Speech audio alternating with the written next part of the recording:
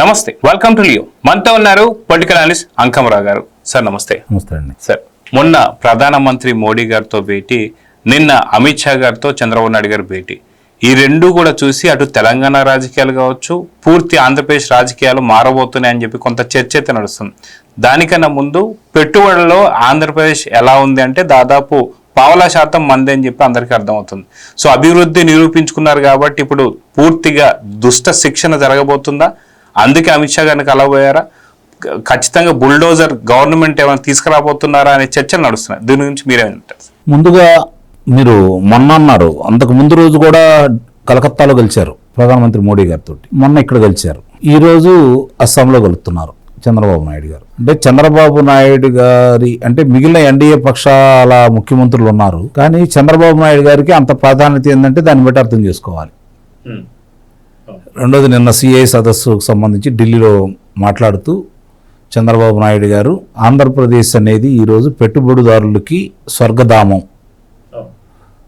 Google వచ్చింది, రేపొద్దున Arcelor metal RL శంకుస్థాపన జరిగింది, రిలయన్స్ వాళ్ళు పెట్టుబడి పెట్టబోతున్నారు, టీసీఎస్, కాగ్నిజెంట్, క్వాంటమ్ వ్యాలీ, ఇవి వచ్చిన పరిశ్రమలన్నింటి గురించి చెప్తూ మా ఆంధ్రప్రదేశ్లో పెట్టుబడులు పెడితే మీకు సురక్షితంతో పాటు ఏం జరిగిద్ది, ఎలా గ్రోత్ ఉంటుంది అని చెప్పని ఆయన వివరించి చెబుతున్నారు. అట్లనే పెట్టుబడులు తీసుకొస్తున్నారు. అట్లానే ఇప్పుడు వాళ్ళ అబ్బాయి లోకేష్ బాబు గారు చూసుకుంటా ఉంటే గూగుల్ డేటా సెంటర్ తీసుకురావడానికి అతను ఎంత కష్టపడ్డాడో మనందరం చూస్తూనే ఉన్నాం.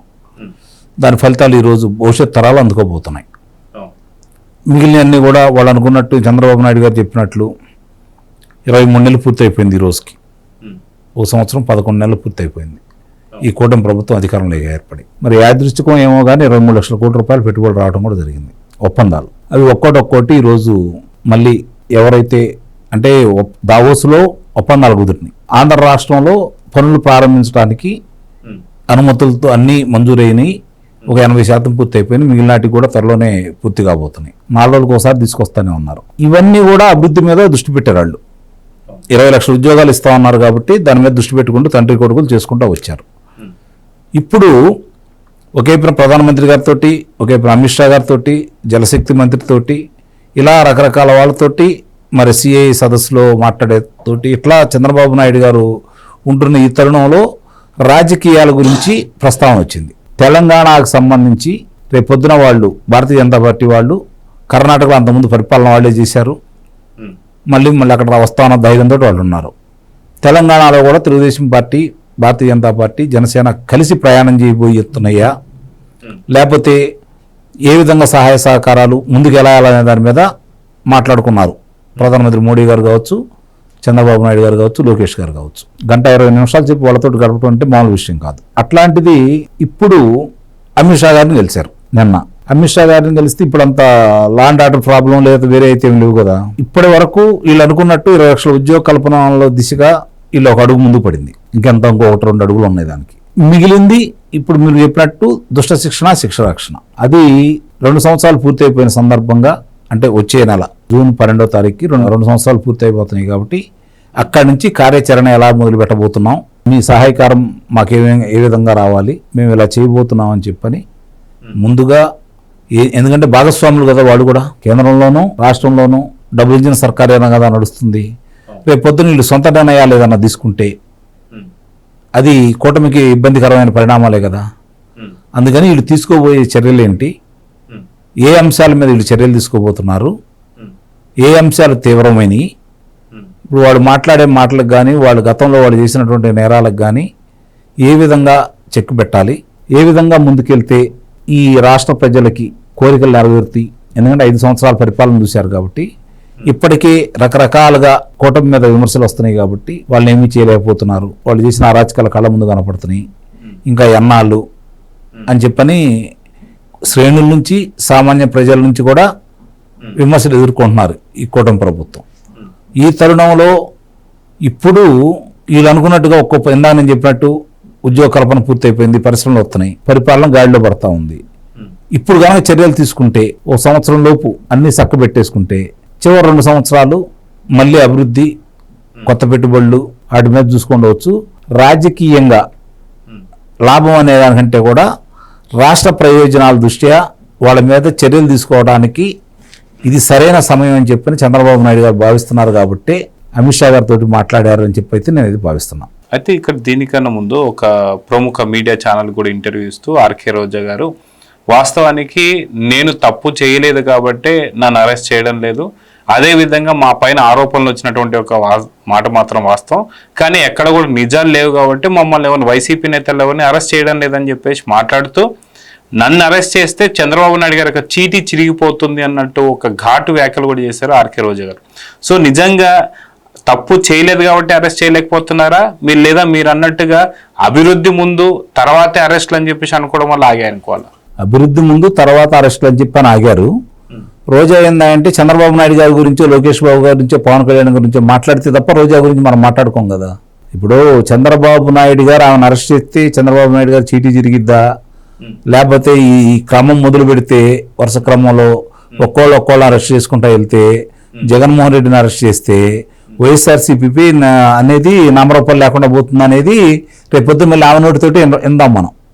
నిస్సందేహంగా మేము చేసినటువంటి తప్పులకి, ఎందుకంటే ఇప్పుడు తప్పులని మనం ఎందుకు అంటున్నామంటే మొన్న విజిలెన్స్ రిపోర్ట్ వచ్చింది కదా ఆడుదాం ఆంధ్రాకు సంబంధించి, ఎవరెవరి మీద కేసులు పెట్టాలో కూడా వాళ్ళు రికమెండ్ చేయడం కూడా జరిగింది కదా. కాబట్టి దాన్ని పెట్టే కదా మనం మాట్లాడుతుంది. అలాగే ఆ మాట్లాడిన మాటలు ఇవన్నీ కూడా దృష్టిలో పెట్టుకొని ఈరోజు తిరుపతిలో చేసే హంగామా కావచ్చు, ఎవరినన్నా అదుపులో తీసుకుంటే చేసే హంగామా కావచ్చు, ఆ మాట్లాడే విధానం కావచ్చు, ఇప్పటికి కూడా నోటు దురుస్తుతో మాట్లాడుతుంది కాబట్టి దాని అన్నిటికీ చెక్కు పెట్టే విధంగా వీళ్ళు మాటలు కాకుండా చేతలతోటే ఏం జరుగుతుంది ఇప్పటి వరకు అనేది ఒక లెక్క అయితే, రేపు నుంచి జూన్ 12వ తారీఖు నుంచి ఆంధ్ర రాష్ట్రంలో ఏం జరగబోతుందో మీరు చూడండి. ఎవరైతే ఈ మాట్లాడేవాళ్ళు కాదు, ఎవరైతే తప్పులు చేసిన వాళ్ళు ఉన్నారో, ఎవరైతే ఇప్పటి వరకు తప్పించుకొని తిరుగుతున్నారో, ఎవరైతే బేకరంతంగా మాట్లాడుతూ నా జోలికి రావని చెప్పుకుంటున్నారో వాళ్ళ పరిస్థితులు రేపు నుంచి చూడండి. జూన్ 12 తర్వాత వీళ్ళు మాట్లాడటానికి జైల్లో ఉంటారు కాబట్టి మళ్ళీ న్యాయస్థానానికి వచ్చిందాక మాట్లాడడానికి అవకాశం ఉండదు. జైల్లోకి వెళ్ళి అయితే ఎవరు మాట్లాడరు కదా, వీళ్ళని కూడా అనుమతించరు. కాబట్టి ఈలోపే మాట్లాడదాం అనుకున్న వాళ్ళందరూ మాట్లాడుతున్నారని అయితే నేను భావిస్తున్నాను. మహానాడు కూడా అయిపోతుంది కాబట్టి మళ్ళీ ఇంకొక సంవత్సరం దాకా ఎటువంటి ఇష్యూస్ ఉండవు కాబట్టి దీనిపైన దృష్టి పెట్టబోతున్నారు అని చెప్పి అనుకోవచ్చు. మహానాడు అనేది పార్టీకి సంబంధించింది, జూన్ 12 అనేది ప్రభుత్వానికి సంబంధించింది. 2 సంవత్సరాలు పూర్తయిపోయిన సందర్భంగా ఇక నుంచి కార్యక్రమాలు మొదలు పెట్టుకోవాలి. పెట్టుబడులన్నీ వచ్చినాయి కాబట్టి ఇక అయ్యే వరుస క్రమంలో వస్తూ ఉంటాయి కదా. రేపొద్దున చూడండి, గూగుల్ది ప్రారంభించిన తర్వాత ఎన్ని వస్తాయో, రేపొద్దున రిలయన్స్ వాళ్ళు ప్రారంభించిన తర్వాత ఏ విధంగా వస్తాయో, ఇవన్నీ కూడా ఒక్కోటి ప్రారంభించిన తర్వాత దానికి అనుబంధంగా వచ్చేవి కావచ్చు, లేదంటే ఆటిని చూసి వచ్చే పరిశ్రమలు కావచ్చు, మేము ఎక్కడ అనబడిపోతామని చెప్పని. కాబట్టి అటు పనులు వాళ్ళు జరుగుతాయి, ఇంకా వాటి గురించి పెద్దగా పట్టించుకోవాల్సిన అవసరం లేదు, అవి జరుగుతూ ఉంటాయి. ఇక పరిపాలన మీద దృష్టి పెట్టాలి అంటే పరిపాలనకు అడ్డం పడుతూ ఇష్టారీతిగా మాట్లాడుతూ చాలా మంది ఏమనుకుంటున్నారంటే వీళ్ళు బెదిరిస్తున్నారు, భయపెడుతున్నారు, వ్యాపారస్తులు ఎవరు వస్తారు అని భావిస్తున్నారు. ఎందుకు వస్తున్నారు అంటే ఆంధ్ర రాష్ట్ర ప్రజల గురించి కూటమి కంటే కూడా వ్యాపారస్తులు బాగా తెలుసు. కూటమి వాళ్ళు ఒకవేళ జగన్మోహన్ రెడ్డి మీద చర్యలు తీసుకోలేకపోయినా ఆంధ్ర రాష్ట్ర ప్రజలు మాత్రం మళ్ళీ జగన్మోహన్ రెడ్డికి ఓట్లేరనే ఆలోచన అది వాస్తవం అని చెప్పని వ్యాపారస్తులు గమనించారు. కాబట్టి వాళ్ళు వచ్చేస్తున్నారు. ఇప్పుడు చంద్రబాబు నాయుడు గారు 2 సంవత్సరాలు పూర్తయిపోయిన సందర్భంగా వీళ్ళ మీద చర్యలు తీసుకోవడం మొదలుపెట్టిన తర్వాత ఇప్పుడు కానీ దాదాపు అందరూ సేకరించడం కూడా జరిగింది. నెయ్యి కల్తీ కావచ్చు, లేకపోతే మద్యం దాంట్లో కావచ్చు, ఆడుదాం ఆంధ్ర కావచ్చు, మరి భూముల విషయంలో కావచ్చు, ఏది ఇళ్ల స్థలాలు ఇచ్చిన దాంట్లో కావచ్చు, ఇవన్నీ కూడా ఒక్కోటి అన్నీ బయటకు వస్తున్నాయి. కాబట్టి వీటి మీద ఇక నుంచి కార్యాచరణ మొదలు పెడితే జరిగే పరిణామాలు ఎలా ఉంటాయో వాళ్ళకు తెలుసు. కాబట్టి కొంత అంటే ముందుగా ఏదో నోటి తొందరతోటి మాట్లాడి వాళ్ళు మనం ఇలా మాట్లాడితే మన జోలికి రారు, చంద్రబాబు నాయుడు గారు ఆడవాళ్ళ జోలికి వెళ్ళొద్దు అంటారు కాబట్టి నా జోలికి రారు అని చెప్పని రోజా భావిస్తుండొచ్చు. కానీ చంద్రబాబు నాయుడు గారు చట్టం తన బంధాన్ని చేసుకుంటుంది అని చెప్పని ఆయన వాటి మీద వెళ్తాడని అయితే నేను భావిస్తున్నాను. సో చూద్దాం సార్, ఖచ్చితంగా మీరు అన్నట్టుగా కూటమి ప్రభుత్వం సంబంధించి మొన్న ప్రధానమంత్రి మోడీ గారితో కావచ్చు, నిన్న అమిత్ షా గారితో కావచ్చు, ఖచ్చితంగా పెను మార్పులు జరగబోతున్నాయి. జగన్ అరెస్ట్కి కూడా సిద్ధం కాబోతున్నారు అని చెప్పి కొంత వార్తలు అయితే వస్తున్నాయి. సో చూద్దాం సార్ ఏం జరగబోతుంది. నమస్తే సార్. నమస్తే. Please subscribe to Leo news for more videos.